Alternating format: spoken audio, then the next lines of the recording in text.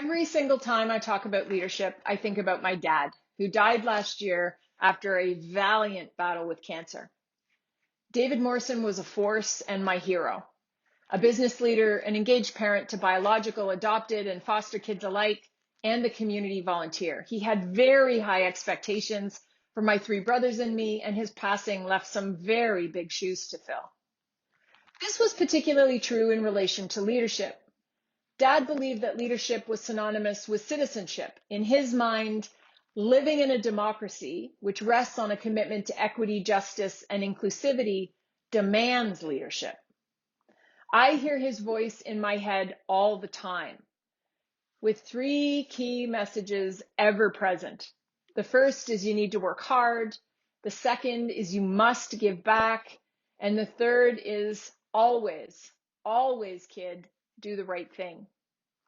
The working hard part seems simple enough, although I'd underscore the importance of working smarter versus more. I have a friend who researches phantom workload, or the load that comes from talking constantly about how busy you are and how many hours you've logged. That's not leadership in my books, nor is it healthy.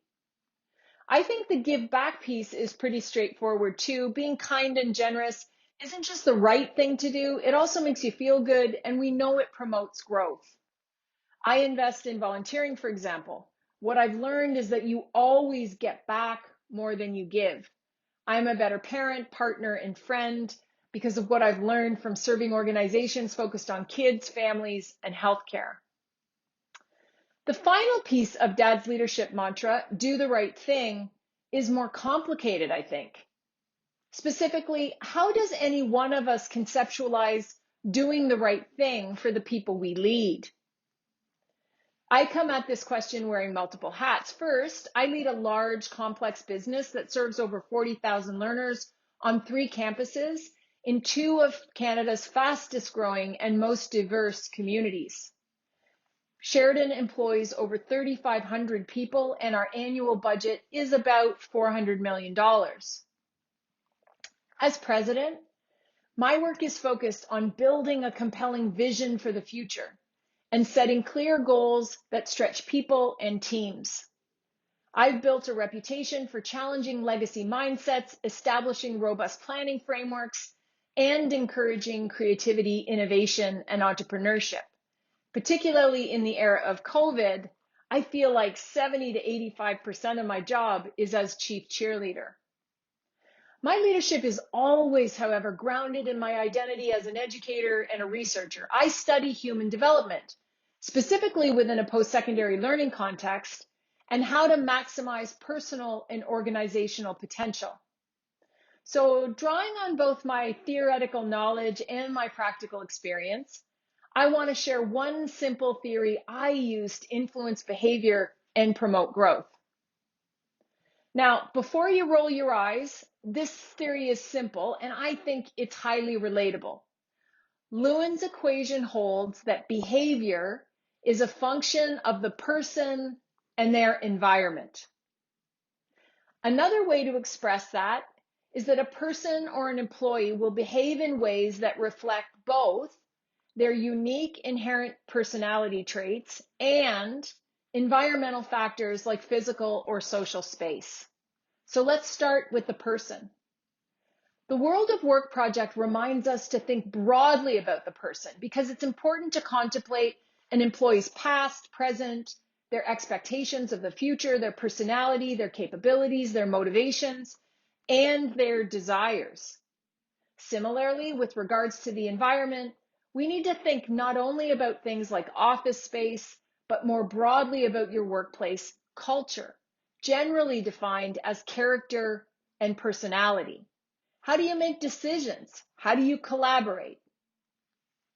Lewin posits that if you want to change behaviors in your workplace, you need to either change your employees or change their employment environment. You've probably experienced this phenomena 100 times without even realizing it.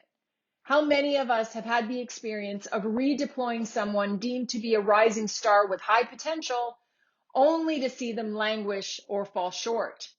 In most instances, the person didn't change, So the question to ask is, how were the original and new environments different? Here's an example of how this plays out proactively, practically. Mine is an organization committed to trailblazing, which is fueled by innovation. In her article, How to Be an Innovator, Janice Francisco puts forward key attributes of people who are innovative. They connect to their creativity. They have a developed sense of curiosity and strong observational skills. They have an openness for novelty and a tolerance for ambiguity and complexity. While these skills, or some of them, may be innate to people, they can certainly be taught or further cultivated. Simply, we can influence what the person brings to the table. What then are the characteristics of an environment that promotes innovation?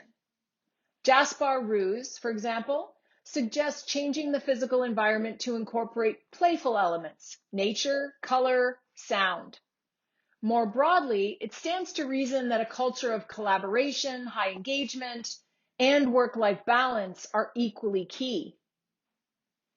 If, like me, you spend a lot of time thinking about the behaviors that fuel or scuttle your mission, take some time to reflect on the relationship between the people you lead and the environment they work in, particularly in the pandemic and post-pandemic era, when people and organizations are facing unprecedented change and challenge.